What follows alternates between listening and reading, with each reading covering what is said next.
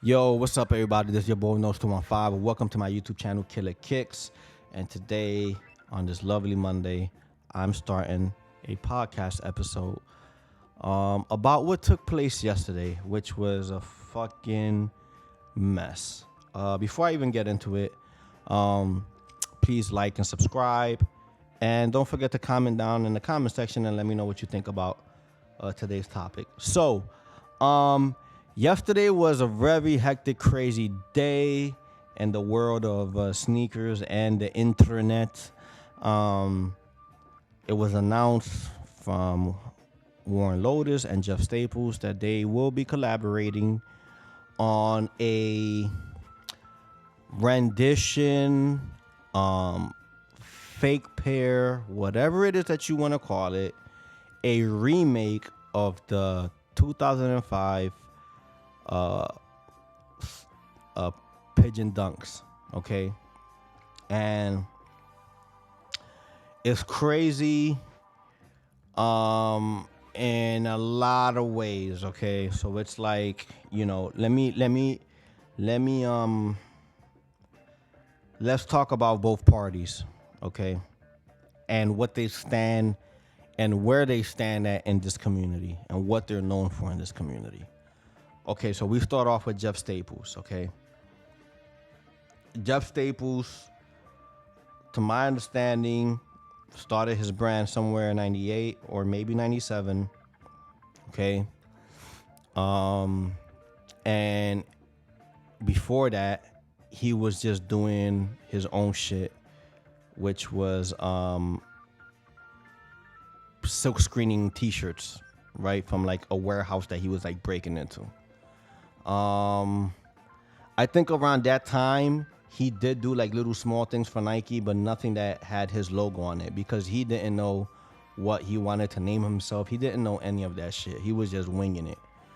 So now he has, he has Staples, and 2005 Nike, gave him the thumbs up and blessed him with 200 pairs to make his own shoe.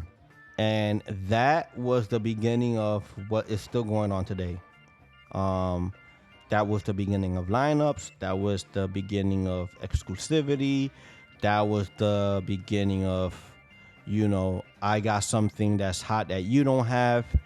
That was the beginning of everything.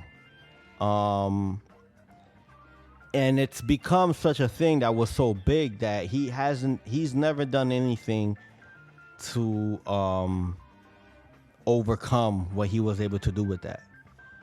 Sure, he has done other shoes. He's done New Balances, Pumas, but none of them have ever made that type of noise.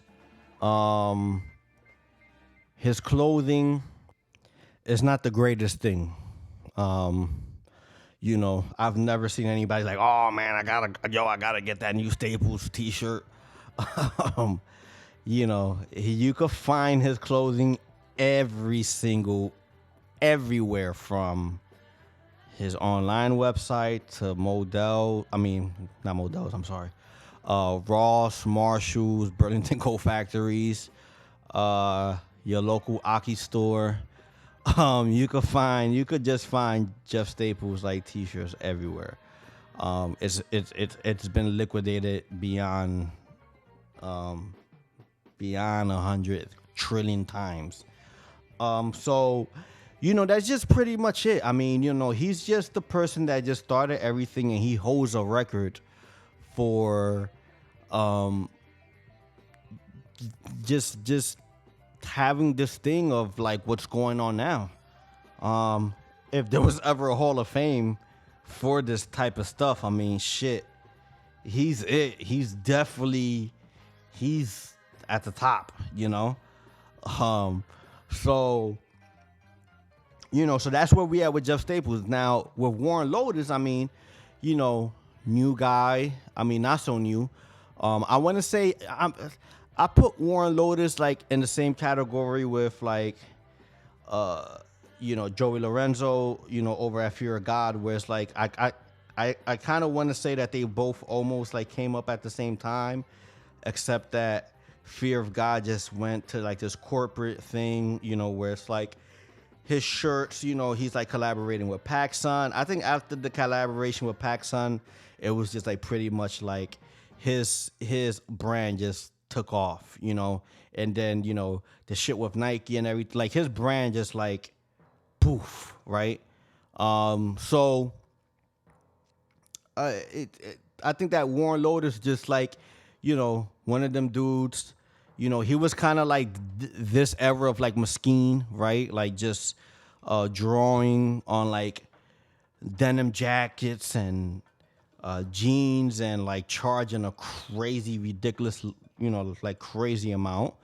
And that's basically where he's at. Now, he's remaking like this whole vintage, um wave, right? Because he's taking all like these like shirts, t-shirts from like NBA to the comic book stuff, which is like my favorite stuff that he normally does.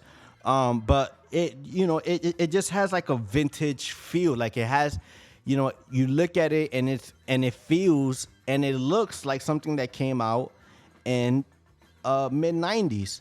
So I have a couple of his pieces and I love him. I love him. It takes an eternity for them to get to your house, but it's definitely worth the wait. So how did we get here? That's the part that I think that everybody is like scratching their head. Is like, how did we get here? Because you're not going to tell me that Jeff Staples did not have the chance to re-retro those dunks, okay? He made, I want to say like 3 years ago, he was already making dunks. He made the black and orange ones first, and then he made the black and white ones. Even with the black and white ones, like just look at that shoe, right? He has the newspaper in the bottom of that shoe, right? There's no way that you're gonna tell me that he didn't have the green light from Nike to say, we're gonna remake this, but I'm gonna just put a different sole. I can't see why Nike would say no. I think that shoe becomes just a situation of when that's the one thing that you have that's keeping you alive and you just don't want to tarnish it, right? Because when we talk about prices in terms of shoes, that's it, right? I think about it. M&M 4s, Undefeated 4s, Paris Dunks. What the Dunks is not really up there, but still, pretty hefty price. And then you have the Pigeons. I remember at one time where I used to see fucked up pairs of Pigeons, for like 800. Once upon a time, okay? This was like probably like 2012, 2011, around there. Real fucked up pairs for like, I've never would have thought, because if I would have knew that like now, I definitely would have like spent like the 800 easily. So I think that it becomes one of those things where it's like that's the only thing that's keeping you alive and you don't want to tarnish it. And I guess, that's understandable, but now, now the question becomes, why didn't you just, because if you're going to do this, right? If you're going to say that this is like the, how do you say it? Like, how people say like, oh, I'm gonna go out with a bang. If this is you going out with a bang, I really don't know how could you even like justify it. Like, how would you think that people would care? One of the savages shout outs to the Nike SB Dunk Facebook group, because god damn, yo, if there's not a bunch of fucking savages in this, if you want to find a savage, go on the Nike SB Dunk Facebook group and you will find them all there, from savages to fucking crybabies to anything that you could think of. It's there in that group. And yo, like, ever since Warren started this like wave, because he's riding the wave. Okay, so let's talk about, is the shoe fake, right? In my opinion, the shoe is not fake. It's his own shoe, right? Materials made from Italy, right? I know for a fact that that shit is not being manufactured in Italy. We all know that it's getting manufactured in China. Okay, so materials from Italy, and then that gets shipped to China. So it's his own shoe, right? Whether you want to say Alibaba or whatever, it's his own. It's a copy, but it's his own shoe. Okay. So the guy wants to ride the wave, right, of what's going on with the SBs. And he started off with the Jasons, which made 100%, because if you've been following him and if you've bought any of his clothing, some of the dopest pieces, man, that he makes are like the Jason stuff, you know? And some of his infomercials was just like funny as fuck, you know, when it came to like the Jason merch. So, you know, people that know will know, you know, that's like kind of like one of like those things that he, you know, that he's like known for. But to take a shoe of a silhouette, because this is my issue, and this is why I can't call it fake. He's riding the wave. This is exactly what was going on when Adidas was running the show with the Ultra Boost, right? And it was a foam technology. And then Reebok came and did it. Puma came and did it. New Balances had a couple of shoes that had that quote-unquote foam technology. Nike was the only one that really stood in their fucking lane, right? Because it's not about who's winning the race now, it's who's longevity, you know. And when you think of a lot of Nike products, I mean, timeless. Forget about classic, timeless pieces, silhouettes that will last forever. My fucking, the daughter's kids is gonna be rocking fucking Air Max 90s and Air Max 1s, and I mean, it's just a timeless silhouette that I really can't see, unless if you tell me that you know, the fashion in like 25 or 30 years is gonna be like flying fucking shoes and shit. But I mean, if it's not that, these silhouettes ain't going nowhere. So Nike knows what they have in their back pocket. So in terms of Warren, you know, he's copying the wave of what's going on right now. A person like Jeff Staples, why would you give the okay and co-sign something that has no longevity? Because I'm going to tell you something, and I don't know what fucking rock does Jeff Staples live under. Okay? I don't know what fucking rock he lives under. But best believe Nike someday, sooner than later, is going to show up with that cease and desist. Trust me, it's going to happen.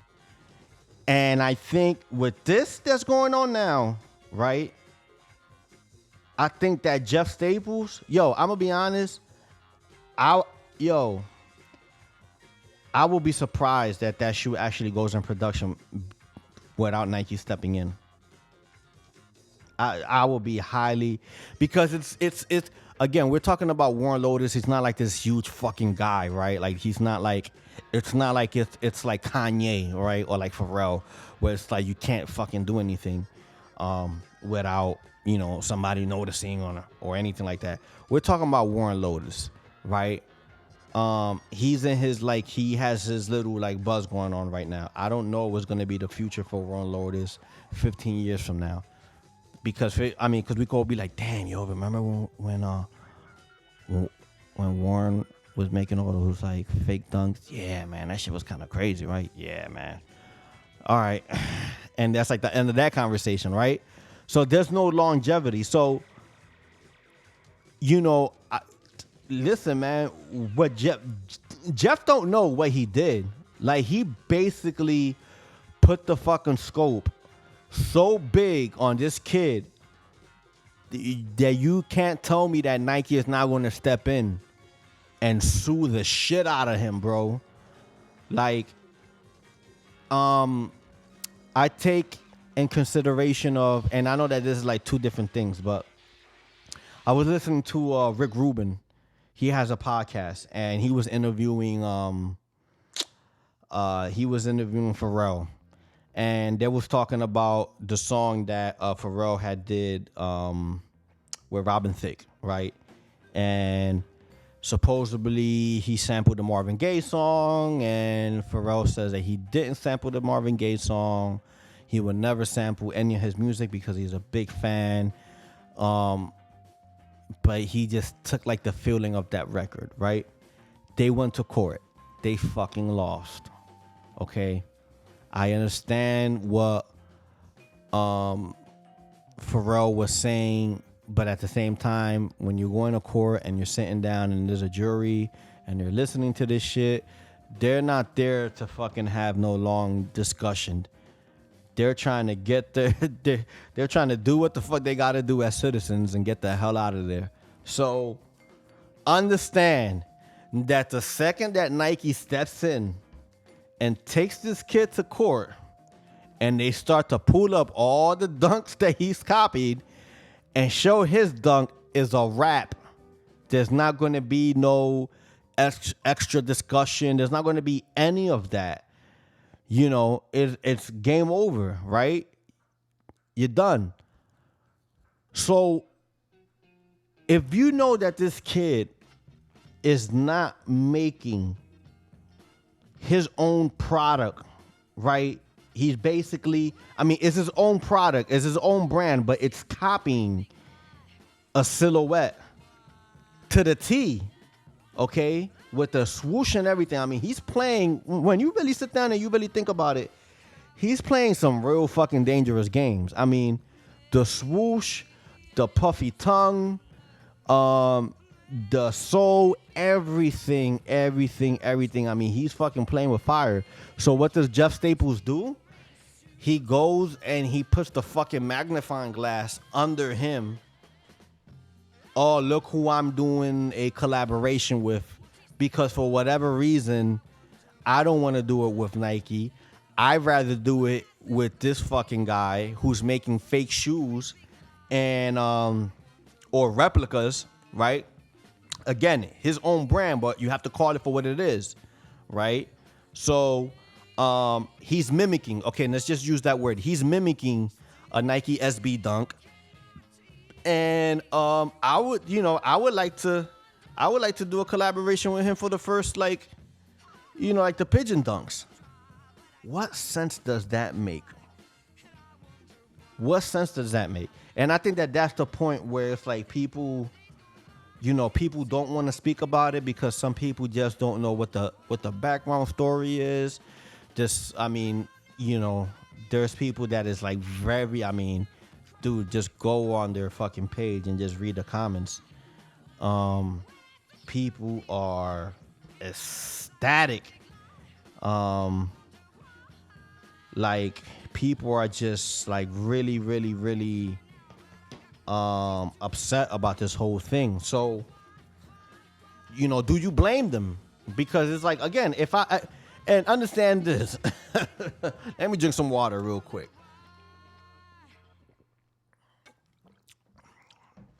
Oh, man. Crazy 2020s. The 2020 is real crazy. Understand this. I bought the shoe because it's hard not to buy when a shoe or something like this has that much controversy around it. It's like you kind of want to have it, right? It's like I'm gonna be honest. I didn't care for the Heinekens. I didn't care for the Stussies. I didn't care for the Jasons. I didn't care for none of those. But this, I was like, I have to. If you like to be in the shits as much as I do, if you like to talk about this as much as I do, if you embrace the culture as much as I do, then you're gonna know that this is, wherever you go, this is gonna be a conversation piece. Wherever you're gonna go, like you go to a sneaker party and you're gonna see somebody wearing it. Oh shit, yo, those are the blah blah blah blah blah. Like, yeah, everywhere that you go. So, and then I understand the other people that didn't get it because they do look like some fucking, foo Canal Street type shit. But again, it's one of those things where this is a part of the history now. So it's like, where does Jeff Staple goes from here? And honestly, I don't know. I don't know what else I could say that I haven't said. I would like to hear y'all opinion about this. It's kind of mind-boggling, man. I'm gonna be honest. Like, I'm still like in a state of shock almost, that I'm like, damn, man, like he really didn't give the people what they wanted. And that's my whole issue. Like, give the people, if the people are the ones that are responsible for putting you in the position that you're in. Because let's just imagine that he would have put those 200 shoes out and nothing would have happened. Right? Then it would have been like, okay, so what do I do next? But the fact that New York City showed up to LES and shut down a fucking train, shut down the whole train station. You know how hard that is? To shut down the whole fucking train station because of that one shoe, to cause a fucking riot, to years later, you go on. I mean, that shoe is beyond unobtainable. Beyond unobtainable. Nobody that has money is dropping $28,000 on a fucking pair of Pigeons, bro. Nobody that has money is dropping that type of money on Pigeons. Nobody. So it's like one of those things where you honestly don't know. And again, this is why because why not just do it the right way, man? Just give people what they want. Even if it's limited, fuck it. Who cares? Make 1,000 pairs this time. Who fucking cares? But to do this is just kind of, I don't know, man. It's kind of crazy. I hope, man, that y'all enjoy this.